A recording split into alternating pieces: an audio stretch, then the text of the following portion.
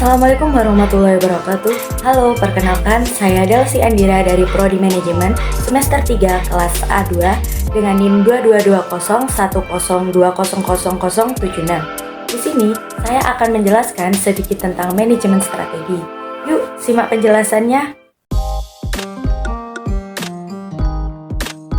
Pengertian dari manajemen strategi yaitu strategi berasal dari bahasa Yunani strategos yang artinya ilmu para jenderal untuk memenangkan suatu pertempuran dengan menggunakan sumber daya yang terbatas. Definisi manajemen strategi dalam kasanan literatur ilmu manajemen memiliki cakupan yang luas dan tidak ada suatu pengertian yang dianggap baku.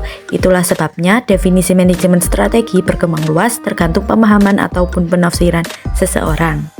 Berbagai pengertian atau definisi yang diberikan oleh para pakar manajemen yaitu manajemen strategi merupakan ilmu yang menggabungkan fungsi-fungsi manajemen dalam rangka pembuatan keputusan-keputusan organisasi secara strategis guna mencapai tujuan organisasi secara efektif dan efisien.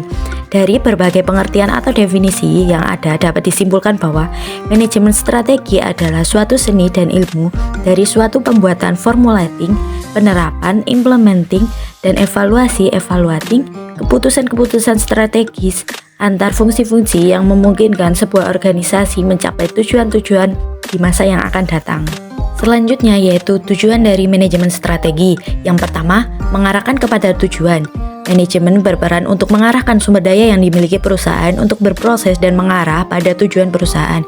Arah kegiatan yang jelas menjadi landasan untuk mengawasi, mengontrol, dan mengevaluasi implementasi strategi dan pencapaian yang tercapai.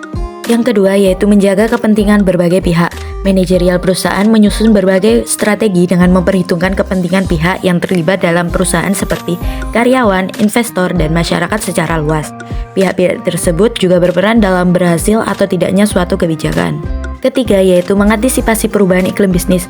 Kondisi dunia bisnis yang dinamis memungkinkan berbagai munculnya perubahan. Mau tak mau perusahaan harus mampu beradaptasi dengan perubahan yang ada untuk mempertahankan keberlangsungan bisnis.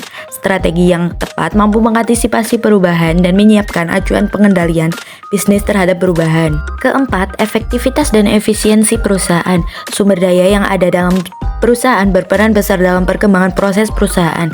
Jajaran manajerial perusahaan bertanggung jawab untuk memperhatikan, mengevaluasi, dan memastikan kinerja sumber daya berjalan secara efektif dan efisien.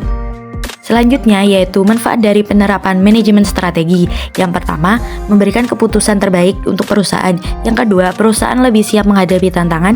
Yang ketiga, merangsang motivasi kerja dari karyawan dengan mendengar usulan karyawan dalam merumuskan strategi. Keempat, lebih peka terhadap ancaman dan tantangan eksternal. Kelima, meminimalisir hambatan dan masalah dari internal maupun eksternal. Keenam, menjalankan proses organisasi yang lebih efektif dan efisien. Ketujuh, meningkatkan kemampuan adaptasi perusahaan dalam kondisi bisnis yang dinamis.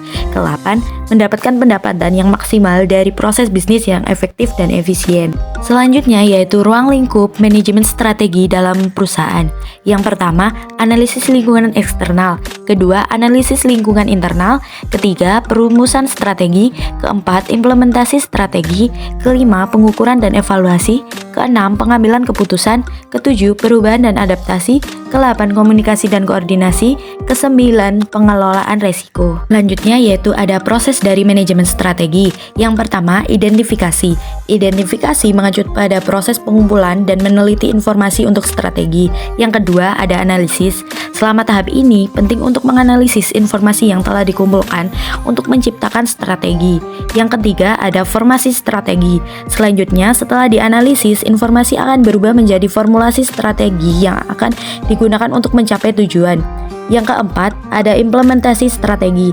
Pada implementasi, setiap karyawan dan pihak yang terlibat dalam strategi menjalankan strategi tersebut. Yang kelima, ada evaluasi strategi. Seperti yang disebutkan, manajemen berperan untuk mengelola, mengevaluasi, dan memantau, dan memastikan untuk strategi berjalan sesuai dengan yang diharapkan dan sejalan dengan tujuan akhir. Salah satu contoh manajemen strategi yang baik yaitu dengan menghargai kinerja karyawan yang luar biasa. Manajer yang sukses tahu bahwa memberi penghargaan kepada karyawannya akan meningkatkan produktivitas mereka, sehingga dapat memaksimalkan keuntungan. Mereka mungkin memberikan sistem penghargaan bagi karyawan untuk menghargai komitmen dan upaya mereka. Sistem penghargaan karyawan yang baik terutama mencakup 4 bidang, Yang pertama yaitu pengakuan, kedua apresiasi, ketiga kompensasi, keempat manfaat. Setiap karyawan senang dihargai atas kerja dan usahanya, karena hal itu membuat mereka merasa dihargai. Begitu Anda menyadari betapa efektifnya pemberian penghargaan kepada karyawan Anda, kemungkinan besar Anda akan memperoleh keunggulan kompetitif dan menjaga perusahaan Anda tetap berada di puncak. Beberapa cara yang digunakan manajer untuk memberi penghargaan kepada karyawan meliputi: yang pertama, yaitu memberi mereka hadiah kecil, kedua, menawarkan waktu istirahat, ketiga, menutupi biaya perjalanan, keempat, memberikan catatan tulisan tangan, kelima, mengungkapkan terima kasih secara terbuka, keenam, memperkenalkan penghargaan seperti karyawan bulan ini dan tahun ini, ketujuh, menampilkan karyawan terbaik di buletin atau blog perusahaan, terakhir, yaitu mengadakan pesta kantor.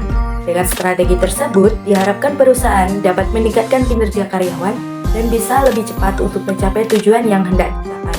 Sekian penjelasan singkat dari saya tentang manajemen strategi. Saya berharap penjelasan singkat tadi dapat bermanfaat dan menambah wawasan bagi kita semua. Terima kasih. Wassalamualaikum warahmatullahi wabarakatuh.